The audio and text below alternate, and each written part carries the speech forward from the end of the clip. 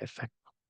Muy bien, pues estamos en la semana 3 de la asignatura de planificación estratégica de tecnologías de la información. Y bueno, pues estoy muy contento de unirme con vosotros esta semana. Anteriormente habéis estado con la coordinadora Nadia. Y bueno, pues básicamente continuamos conforme a la planificación semanal que estaba prevista.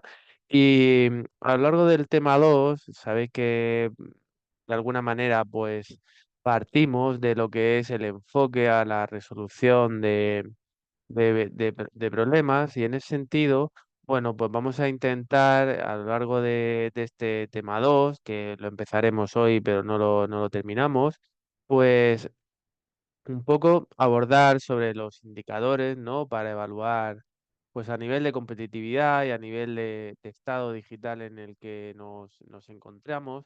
También mencionaremos el DESI y otros índices económicos que pueden ser interesantes. Entender la situación del comercio electrónico también un poco y cuál es la digitalización en la que nos encontramos en este momento y cómo impacta de alguna manera en la sociedad. Nos meteremos también con Design Thinking, no sé si llegaremos hoy a esa metodología que es muy interesante, no solo para proyectos a nivel tecnológico, sino en casi todos los ámbitos. Os contaré alguna experiencia propia que hemos aplicado y que ha tenido pues un éxito considerable. Y, y también un poco como de alguna manera entender em, cómo los modelos de negocio y la forma en la que de alguna manera las empresas utilizan la tecnología, pues les sirve, ¿no? Para obtener ventajas competitivas y basar y cambiar sus modelos de negocio a, pues, en función de la propia tecnología y del consumidor, con lo cual es bastante interesante. Este es un poco el recorrido de lo que vamos a ver a lo largo del tema. Tenéis el esquema igualmente en, pues en el propio aula virtual.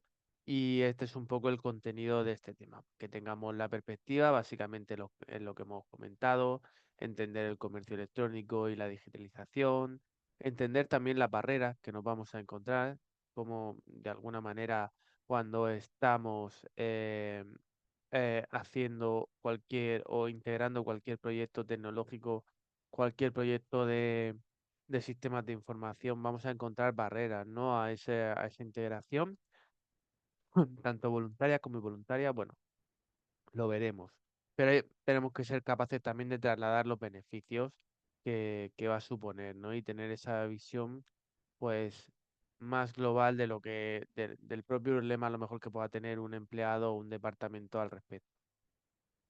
Y bueno, pues todo el tema de design thinking.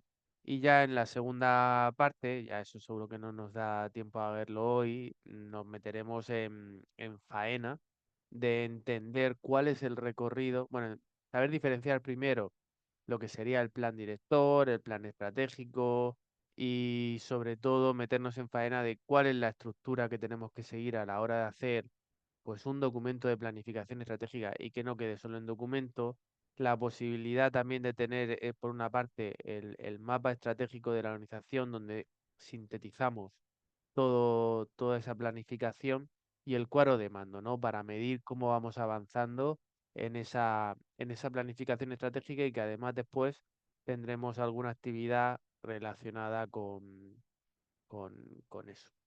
Uno de los aspectos interesantes, ¿no? De los que tenemos que partir y que es interesante entender en el ecosistema actual, pues es el comercio electrónico, ¿no? En ese sentido, pues para poder en gran medida analizar pues modelos de negocio en el que al final están basados en tecnología, ¿no? Hay que entender la situación geográfica en la que nos encontramos, porque es verdad que los mercados son cada vez más globales, pero en gran medida y nos influye esa comercialización, esa regionalización, ¿no? Tanto a nivel de país como incluso a nivel de región en cada uno en cada uno de los países, ¿no? ¿Dónde podemos investigar toda esa parte? Porque al final es verdad que, bueno, pues procedemos de diferentes países, ejercemos en diferentes entornos y bueno, pues un poquito que tengáis la brújula de dónde podemos investigar en qué situación nos encontramos, pues en cada uno, ¿no? Por ejemplo, en el caso de España tenemos el Observatorio Nacional de Tecnología y Sociedad, el ONSI, ¿no? Pero además existen más organizaciones donde podemos extraer bastante información y de cómo, digamos, el impacto que está teniendo la tecnología en la sociedad y la economía digital, digamos, en la sociedad. También en el caso de España, pues podemos recurrir al Instituto Nacional de Estadística, ¿no? Donde encontramos, y puede ser interesante, ¿no? El hecho de, para entender en qué situación nos encontramos en la franja de edad a la que nos dirigimos dentro de nuestros modelos de negocio, pues entender estadísticas, ¿no? Sobre el uso de las tecnologías, sobre hogares conectados, sobre teletrabajo, sobre comercio electrónico, ¿no? Al final todo eso lo podemos encontrar en gran medida en el INE. También en red.es encontramos información, también es interesante pues obtener información sobre el kit digital, sobre la regulación de las telecomunicaciones y competencias. Bueno, todas esas, todas esas fuentes es necesario eh, pues investigarlas en profundidad, ¿no? Para poder entender cuál es el contexto en el que nos intentamos desenvolvernos si estamos pensando en un modelo basado en tecnología, ya que las personas pues son las primeras que utilizan esa tecnología y lo tenemos que entender, ¿no? Dónde nos estamos moviendo. Después he comentado España, pero hay varios ejemplos, ¿no? En el caso de Perú, pues tenemos el INEI, que tiene bastantes datos oficiales sobre conectividad, sobre uso de tecnología. El MTC también, que está en toda la parte de la supervisión de desarrollo de telecomunicaciones, pues sería interesante em, pues profundizar en eso. Si nos desenvolvemos en Colombia, pues ahí os pone el Observatorio de TI, que creo que sigue existiendo, pero también ahí está el DANE en Colombia para las estadísticas nacionales, por ejemplo, sobre digitalización, que alguna vez hemos consultado, el Ministerio TIC, que tiene que ver con toda la parte de economía digital y conectividad.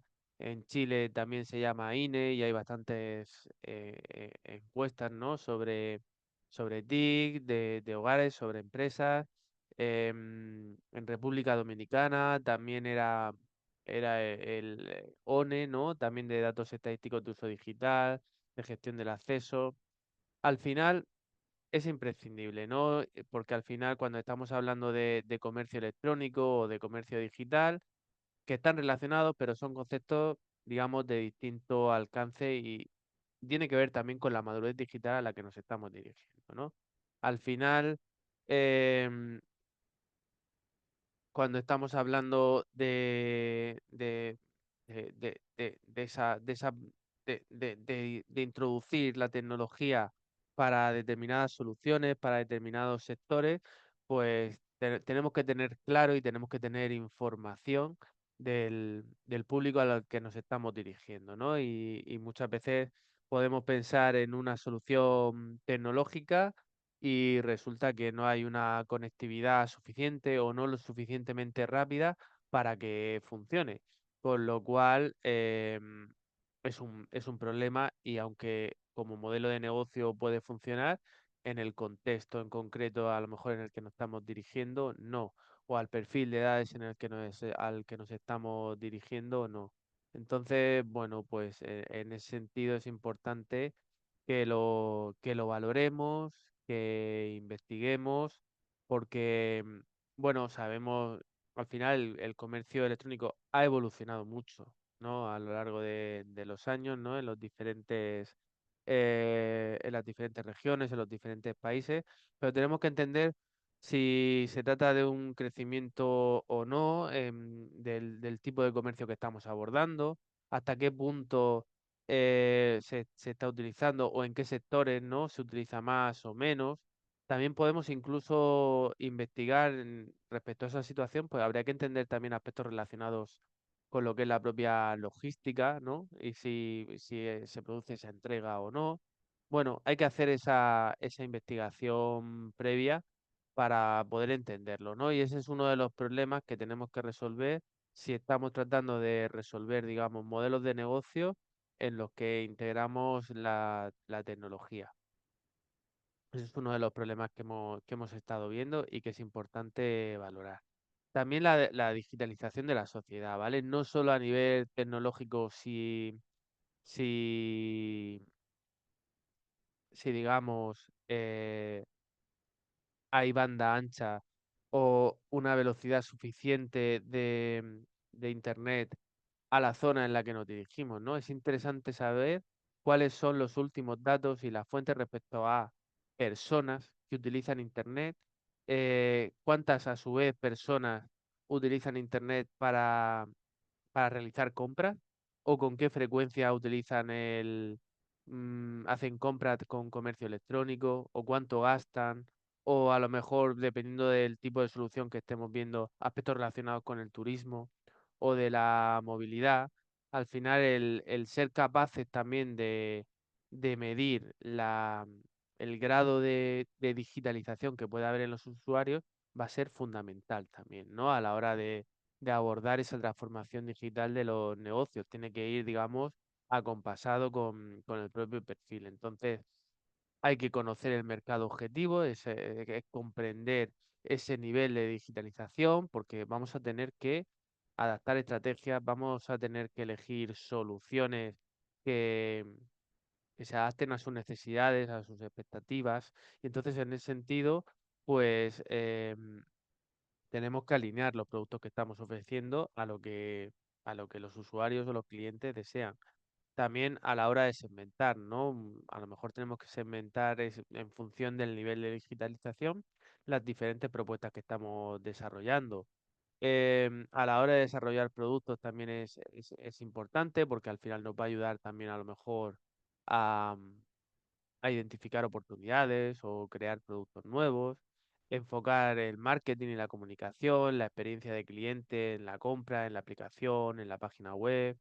Em, bueno, al fin y al cabo es fundamental.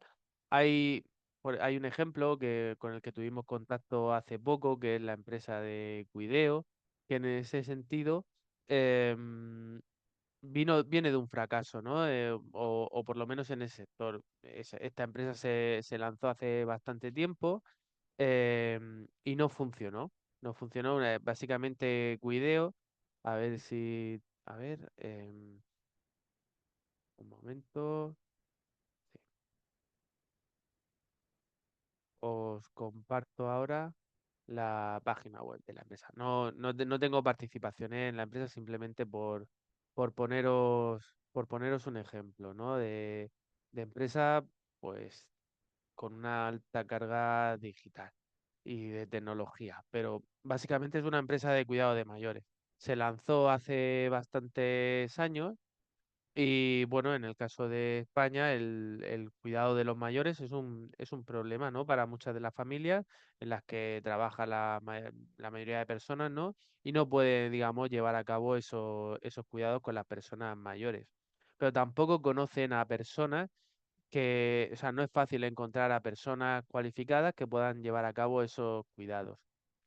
Y quizás eso funciona, digamos, en pequeñas poblaciones, el hecho de pues conocer a persona a persona en la que se recomienda y se encuentra la persona que cuida, pero no ocurre o no es tan fácil, digamos, en grandes ciudades. Entonces, ¿qué ocurre? Pues esa solución funciona, pero funciona sobre todo en grandes núcleos urbanos, con un alto grado de digitalización, con un perfil concreto de cliente, no vale cualquier cliente, tiene que estar pues relacionado con un gran nivel de digitalización, que confía, ¿no? en realizar, en completar ese servicio pues a través de Internet. Y bueno, pues es simplemente un ejemplo que hoy en día está funcionando y está funcionando muy bien, pero que no siempre había funcionado porque, por ejemplo, de alguna manera se, se lanzó antes de tiempo, digamos, o existía la solución antes de tiempo. O sea que durante sus primeros años no terminó de funcionar porque el nivel de digitalización a lo que se estaba dirigiendo la propuesta, pues no había alcanzado. Por lo tanto, otro de los problemas que hemos comentado, el entender el nivel de digitalización en el que se encuentra las personas a las que nos dirigimos, pues también es fundamental. Hay otro aspecto que podemos encontrar, ya no solo a nivel de empresas, hay un aspecto que nos podemos encontrar en, en proyectos externos, en proyectos internos, que son las barreras, ¿no? A lo que sería la evolución tecnológica. Lo define Gartner, lo podemos ver en casi cualquier eh, lo podemos ver incluso en la sociedad que nos rodea, incluso en las propias, en las propias reseñas o en el contacto con la propia sociedad, pero también en las estadísticas de consumo, ¿no? Por una parte, tenemos en general cierta cultura resistente al cambio, ¿no? Y ya no solo como venta de productos, sino, imagino que os ha pasado, todos tenemos un perfil técnico, tecnológico y digital. No sé si os ha pasado a vosotros, pero cuando se lleva a cabo un proyecto de digitalización, un nuevo proyecto de integración de un sistema de información en concreto, en la propia empresa muchas veces hay una cultura resistente al cambio. No sé si os ha pasado previamente a vosotros también. Podéis, podéis comentar si queréis, pero suele pasar, ¿no? Muchas empresas tienen una cultura tan, tan arraigada, ¿no? Que básicamente apuesta por la estabilidad o por la tradición o como queramos llamarlo, ¿no? Y suele generar rechazo el adoptar nuevas tecnologías, cambiar procesos de negocio porque porque son resistentes al cambio. También otro de los problemas, muchas veces cuando estamos hablando de esos proyectos de digitalización, de comercio digital, ese salto, ¿no? que supone de transformación digital, es la colaboración entre equipos. Esos silos de información que se dan, esos silos dentro de los procesos de negocio en los que los separan, los sistemas de información, las tecnologías y las soluciones tecnológicas tienden a derribarlos porque comparten datos para generar conocimiento en cada uno de los departamentos, pero normalmente son eh, digamos, los diferentes departamentos tienden a funcionar de manera aislada, que también os habrá pasado. Si estáis en algún departamento de TIC, que normalmente es transversal al resto de los departamentos, cuesta mucho, ¿no? El hecho de que los diferentes departamentos se interrelacionen. También la propia falta de habilidades o recursos, al final la digitalización para cualquier empresa requiere una serie de habilidades y requiere una inversión en formación. Y muchas veces pues se- nos saltamos esa parte de formación, con lo cual también nos lleva un poquito al fracaso o o a esa resistencia, ¿no? al cambio. Tenemos también eso, lo de definir nuevas competencias digitales de los trabajadores, ¿vale? Cuando estamos hablando de esa transformación digital, sea de comercio electrónico, sea de proyecto tecnológico, no se trata solo de tecnología, se trata de habilidades, ¿no? Tenemos que ser capaces de hacer que los trabajadores quieran las competencias para operar en ese entorno digital que le estamos proponiendo. Incluso a los propios clientes también, o los diferentes usuarios, tienen que estar preparados en esas competencias digitales, si no, tampoco va a funcionar.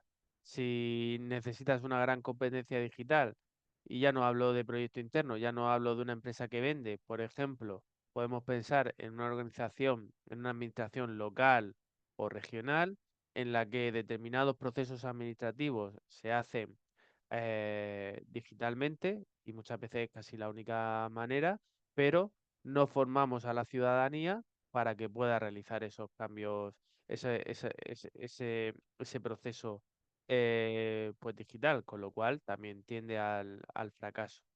Eh, También en gran medida a veces es la falta de talento a nivel digital, ¿no? Em, Muchas veces buenos profesionales en determinados sectores que requieren competencias digitales, no en el campo de la informática, sino especialistas en otros ámbitos, esa competencia digital no es la suficiente y también, bueno, pues puede llevarnos al fracaso y al final que muchas veces el cambio requiere una estrategia.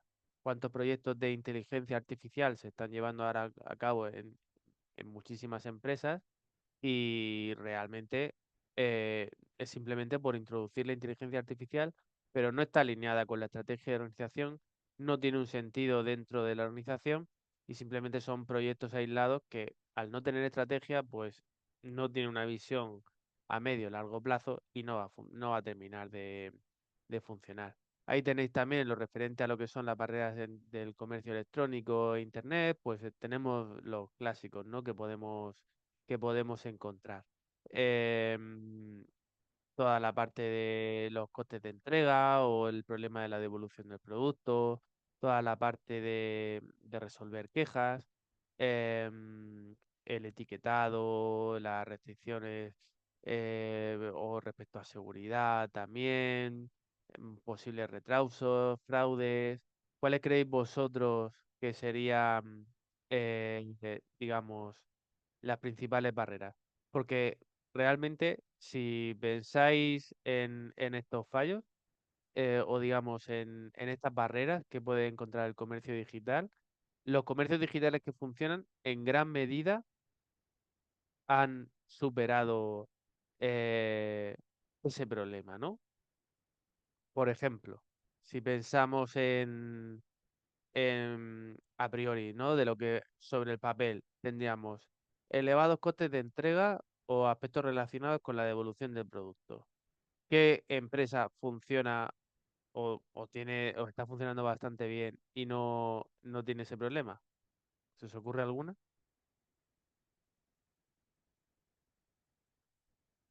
Que no tenga ese problema, digamos, no, el coste de entrega no es caro o no hay problema en la devolución de productos.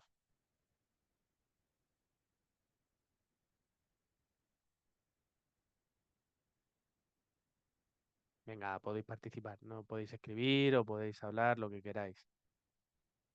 Hay una empresa por excelencia de comercio electrónico o sea, que ha superado claramente esa barrera. Amazon, ¿no?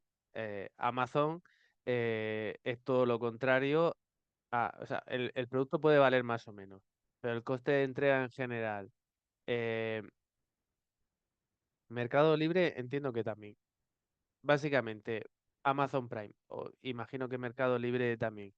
Envío rápido, devolución gratuita.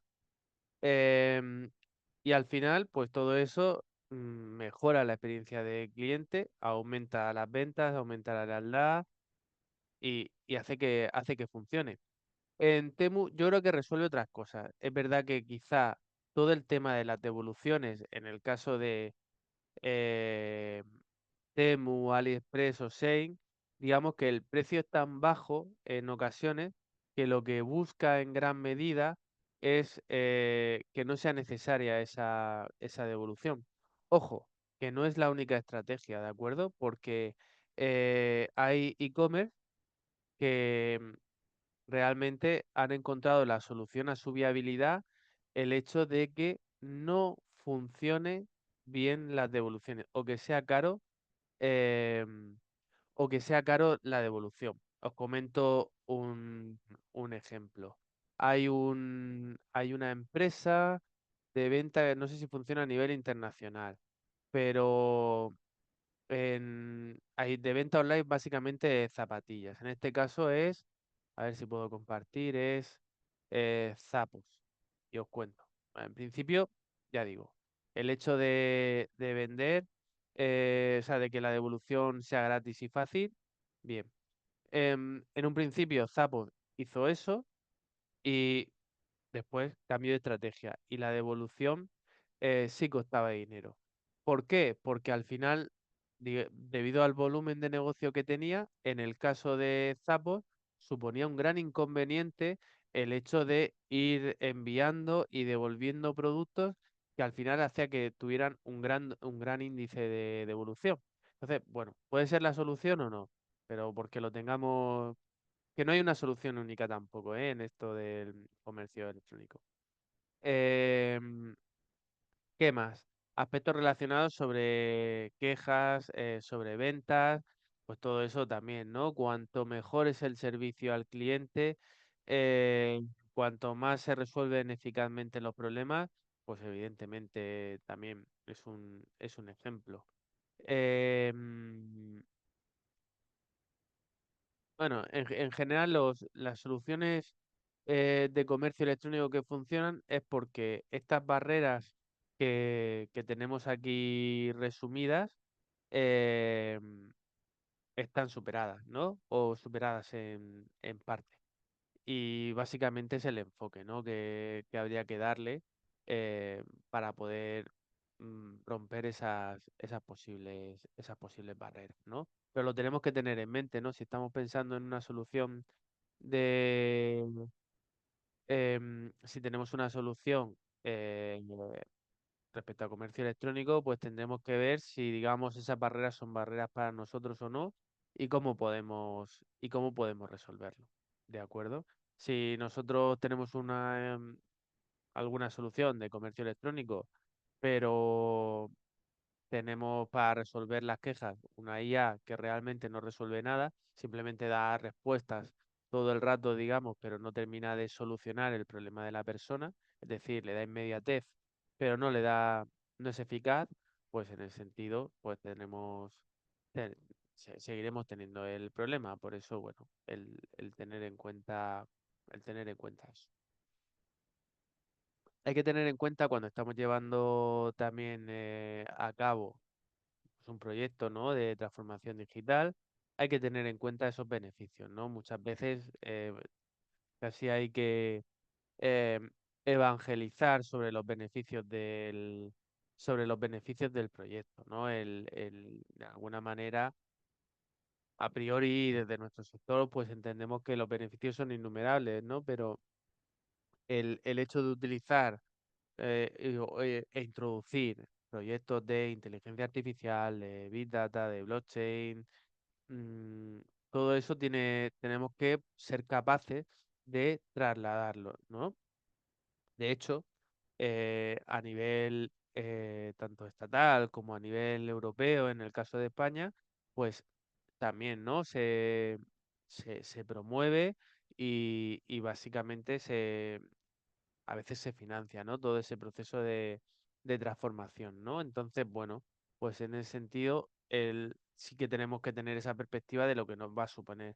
Va a suponer un mayor alcance y una mayor accesibilidad, ¿no? Al final, el hecho de que llevemos a cabo esa digitalización, pues indudablemente nos va a permitir tener un mercado más amplio, superar determinadas barreras geográficas o incluso permitirnos la, la expansión internacional, ¿no? Por ejemplo, al fin y al cabo eso, acceder a mercados más globales o tener un público más amplio o más diverso, bueno, pues en ese sentido lo tenemos que tener en cuenta como esa perspectiva de que casi cualquier proyecto de digitalización eh, nos va a ayudar en ese sentido de alcance.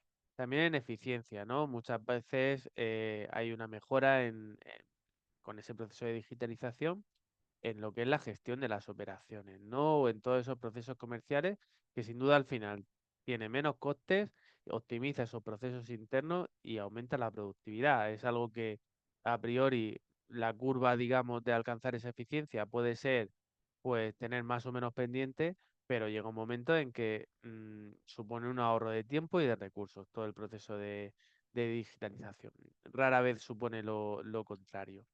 También la flexibilidad y la adaptabilidad, ¿no? Que os pone ahí. En ese sentido, si ese proceso es digital, vamos a poder adaptarnos más rápidos a los cambios del propio entorno, ¿no? A posibles demandas de clientes, a, a los diferentes consumos, a aprovechar pues posibles oportunidades emergentes que podamos tener, ¿no? Y hacerlo pues, de una manera ágil. Y eso nos lo ofrece esa posibilidad de digitalización. La experiencia del cliente, evidentemente, pues el tener esa parte digital em, y tener pues todo más digitalizado hace que podamos ofrecer una experiencia de cliente mucho más personalizada. Al final eso conecta con lo que comentaba antes el compañero. Si es más personalizada, si tengo muchos más datos de mi cliente, voy a poder aumentar la fidelidad, va a estar más satisfecho porque va a saber a lo que me estoy refiriendo, porque va a saber al producto al que me refiero, con el que tiene el problema, y voy a poder contextualizar mucho mejor a lo mejor la queja que me está transmitiendo, sabiendo el día, el momento, el producto y las características de mi cliente, ¿no? Entonces, bueno, en ese sentido hace que todo sea que fortalezca la relación con el cliente, que es uno de los elementos clave.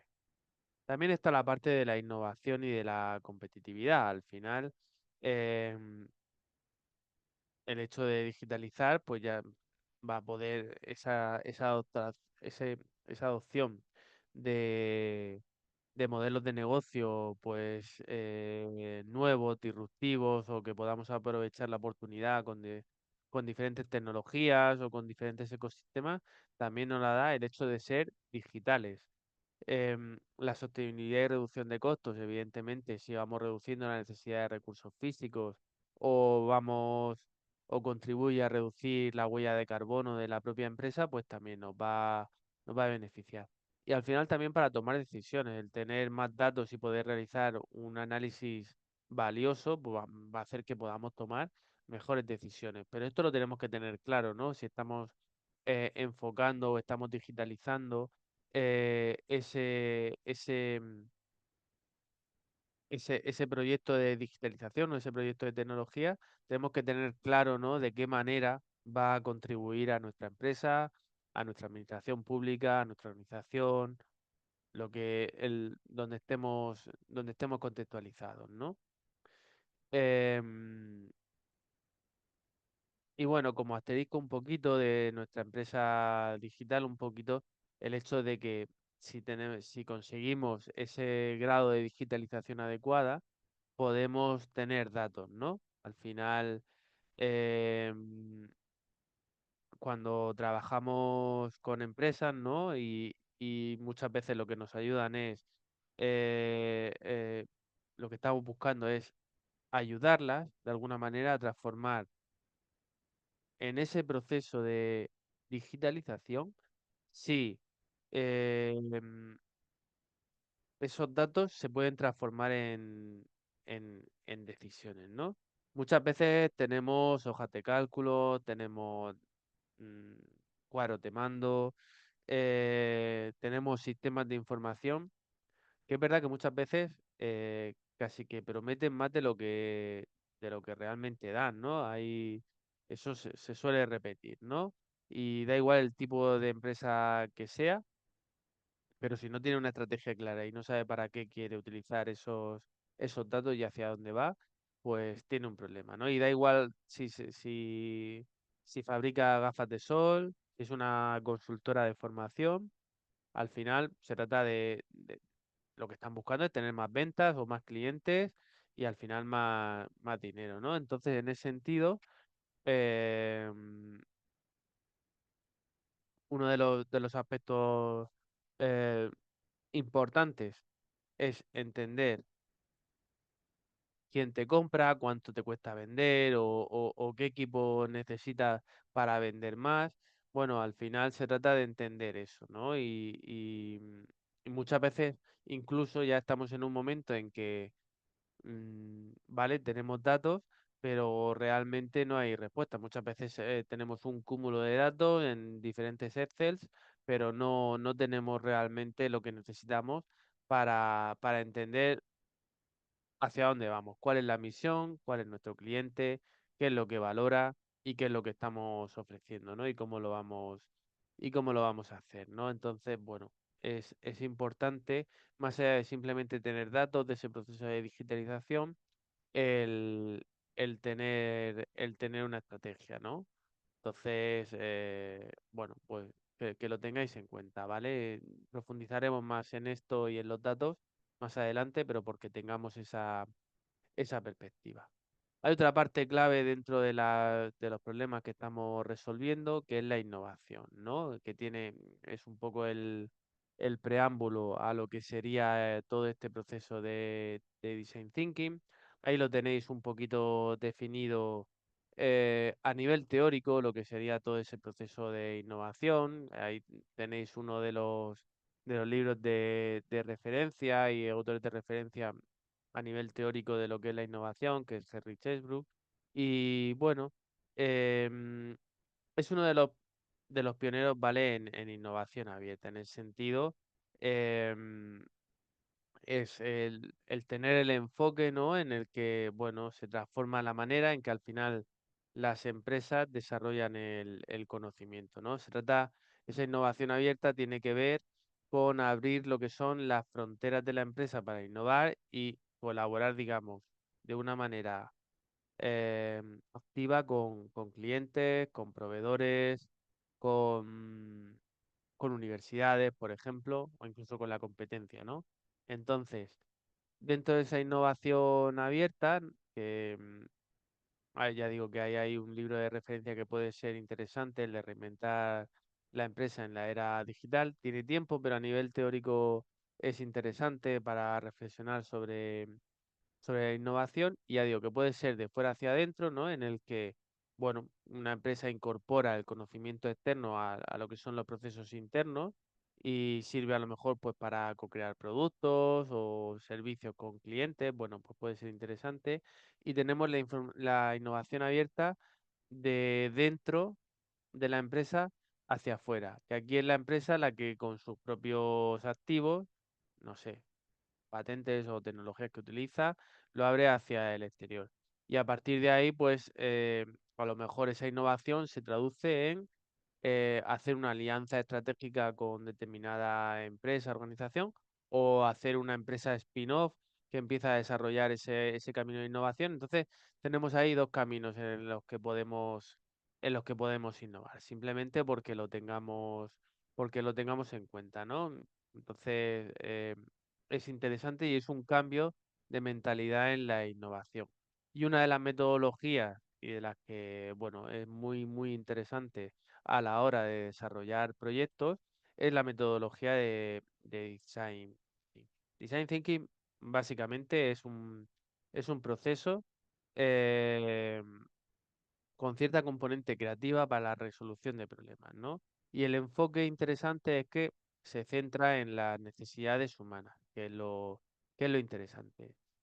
El objetivo final puede ser la creación de productos, la creación de un servicio, tener un proceso interno de mayor calidad, bueno, lo que sea, ¿no? Pero básicamente se trata dentro de ese proyecto, dentro de ese objetivo, es intentar profundizar en la necesidad humana que hay detrás, ¿no? Para, más allá de plantear posibles soluciones comerciales.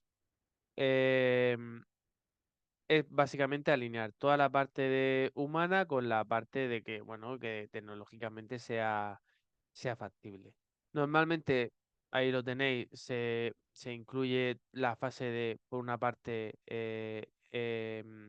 empatizar, definir, explorar, idear, prototipar y ya después testear, implementar, ¿vale? Básicamente es un proceso cíclico en el que de alguna manera podemos ir hacia adelante y hacia atrás para ir iterando e ir encontrando eh, la mejor solución, ¿no?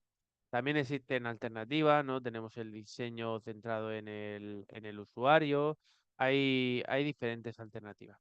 Design Thinking, bueno, en la que tengo más experiencia y hemos desarrollado bastantes proyectos, y en ese sentido, pues eso, es poner el foco en comprender a los usuarios, ¿no?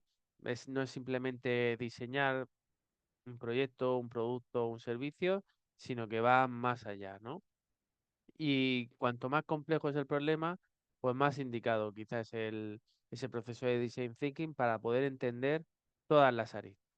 El proceso, ya digo, empezamos con empatizar, es decir, comprender las necesidades o los problemas de los usuarios, ¿no? Y ahí está la parte de investigación, de observación y todo eso. Después tendríamos la parte de definición, que es definir el problema que se va a abordar en concreto, porque van a tener muchas necesidades y muchos problemas los usuarios. Tenemos que poner el foco. La ideación, en el que generamos posibles soluciones.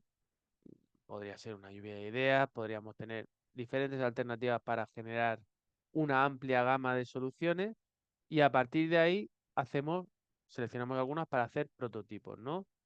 Con las soluciones que pensemos que sean más prometedoras, ¿no? De alguna manera. Y después haríamos, una vez que tenemos el prototipado, pruebas e implementación, ¿no?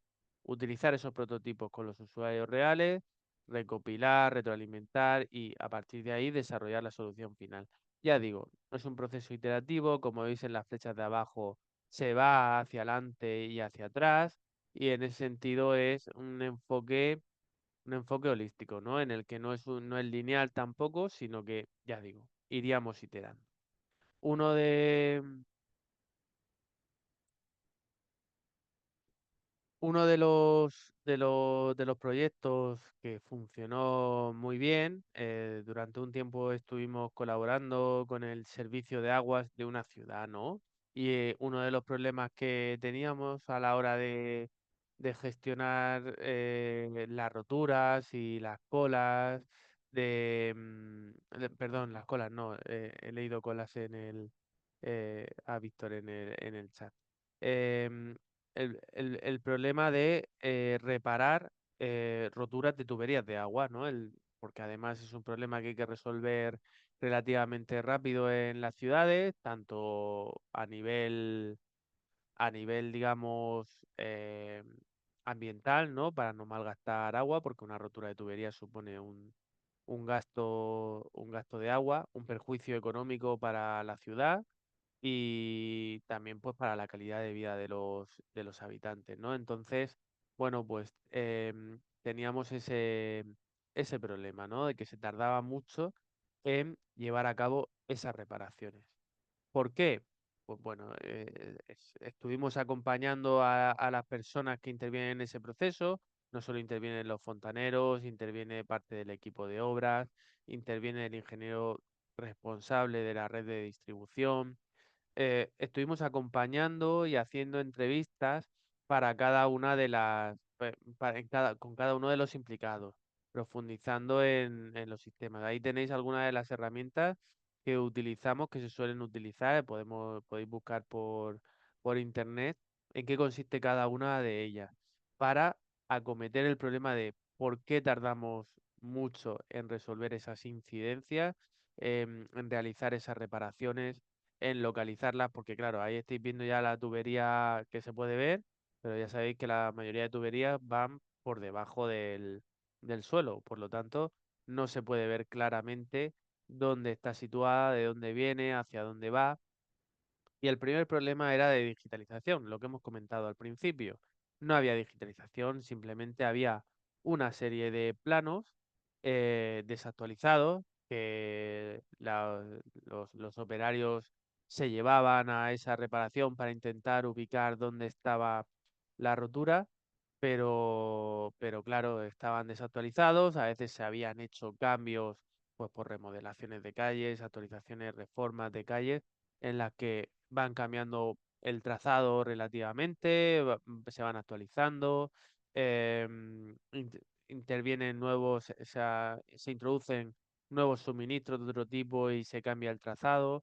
Diferentes aspectos que hacía que no estuviesen actualizados esos planos, se tardara mucho en encontrarlos E incluso una vez que se llevaba a cabo esa reparación o esa reparación momentánea, no llegaba a registrarse de que, bueno, no podíamos localizar a lo mejor o no podríamos tener datos realmente de que en determinado sector se producen muchas roturas. Puede que la instalación sea vieja, pero puede ser que haya un exceso de presión y no lo estemos controlando de una manera adecuada.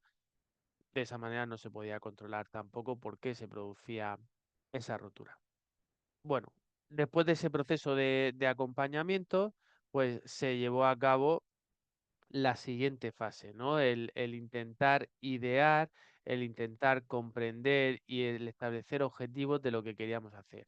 Eh, Ahí aplicamos diferentes metodologías también, tipo el mapa mental, Scamper, lluvia de ideas, para poder saturar y agrupar cómo se podía resolver, qué soluciones podría haber, porque claro, necesitamos sistemas que se actualizaran, pues necesitábamos herramientas, no podían llevarse los operarios ordenadores a obra, porque no era cómodo, no era compatible y al final los iban a terminar dejando. Entonces se valoraron diferentes alternativas, ¿no? Y básicamente dentro de los diferentes prototipos, básicamente los prototipos que hicimos fue varias alternativas, desde una solución en la que se pudieran imprimir un plano, pero actualizado en el propio sistema, es decir, semidigital. Planteamos la posibilidad de utilizar tablets en las que con el sistema de información geográfica ellos pudieran visualizar dónde están esas tuberías. Era una interfaz, claro, ese sistema de información geográfica tenía una interfaz bastante, el objetivo es que fuese con una interfaz muy amigable para que fuese accesible a todos los operarios con diferentes niveles de digitalización. Además, después se realizó la formación en la propia herramienta, pero ahí ellos mismos podían marcar dónde se habían registrado las roturas, dónde había incongruencias o incidencias en las que no coincidía el plano digital con lo que realmente hay, y eso el gestor del sistema de información geográfica podía ir actualizando, podía ir resolviendo y podía ir cada vez optimizando cada vez más esos planos. Entonces se realizó con alguno de ellos ese prototipo para un sector en concreto de la ciudad, donde se producían bastantes roturas y funcionaba bien, se comprobó que funcionaba bien. Dentro de las posibles soluciones también estuvimos viendo la posibilidad de la realidad aumentada, de visualizar a través de la propia tablet dónde iría cada una de esas, pero no eran soluciones viables ni cómodas, ¿no? Porque estás enfocando en medio de la ciudad donde pasan los coches con la tablet, era un problema, ¿no? Entonces, después de haber prototipado diferentes alternativas, de haberlas testeado y haberlas depurado, pues se consiguió resolver, ¿no? Aquí tenéis, digamos, el ejemplo de lo que se intentaba, de las alternativas de prototipos que vimos.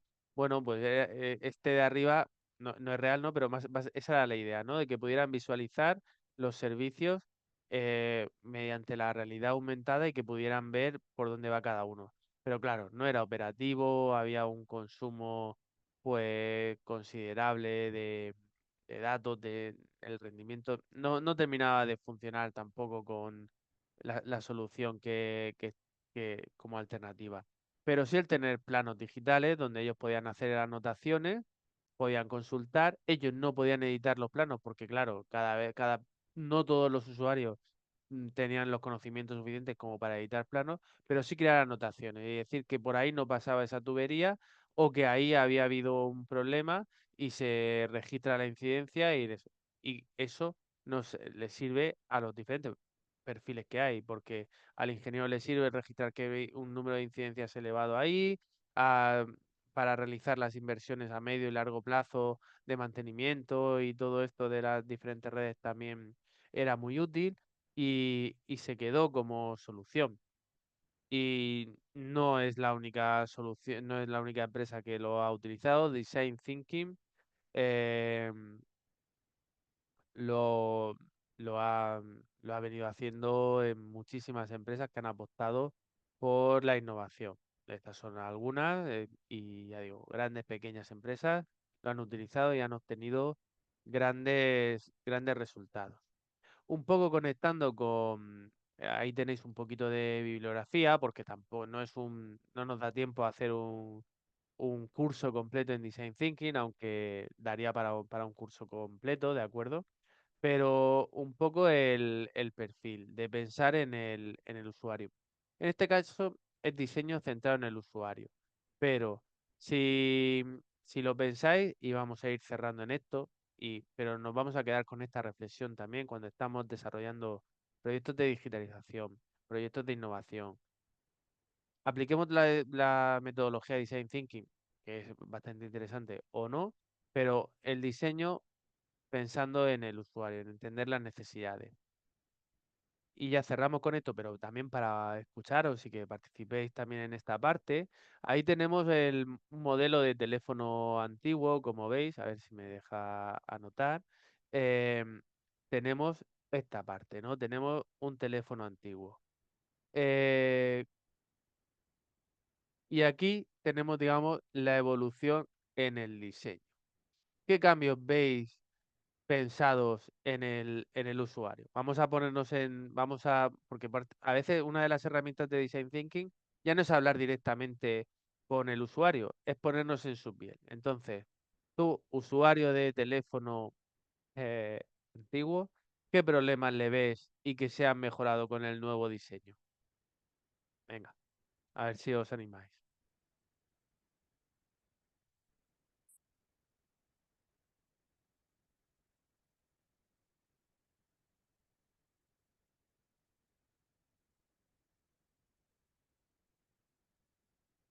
Sí, sí, adelante.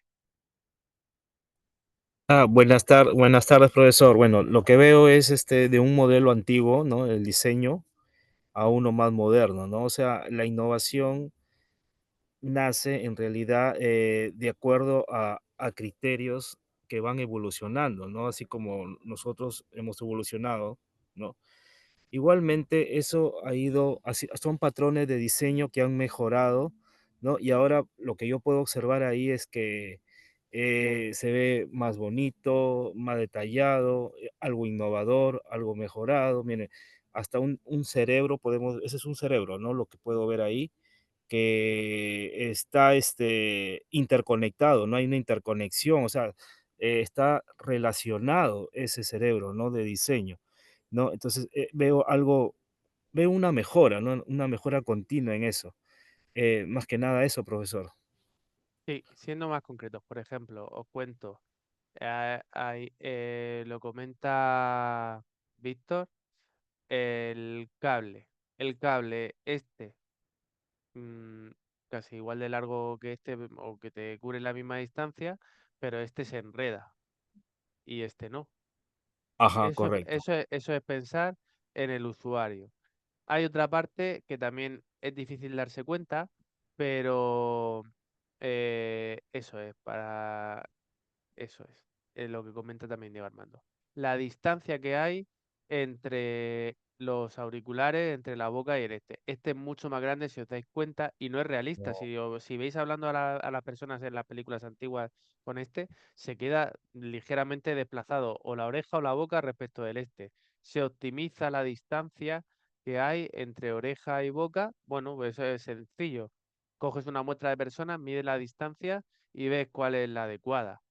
Otro ejemplo de pensar en la persona y en el usuario, sacar, qué tontería, pero qué importante una vez que lo haces, es sacar el número fuera de donde se hace el marcado para que no se desgaste, porque de poner el dedo aquí y girarlo se terminaría desgastando, con lo cual hace que nos dure mucho más tiempo eh, mucho más tiempo el aparato en este caso. Y bueno, creo que también hay como aspectos relacionados con la propia ergonomía y el diseño. Es verdad que este, al final, dejarlo incluso descolgado es poco estable, lo dejarías ahí creo que no es del todo estable. Y este, evidentemente, cuando lo dejamos en una mesa, también se quedaría. Eso, eh, eso es pensar en el usuario. Es verdad que es más bonito y, bueno, pues es interesante que un producto o un servicio sea aparentemente mejor, pero eh, mm, lo óptimo es, sobre todo, pensar en cuáles son los problemas del usuario que se enreda, que es incómodo, que pesa mucho.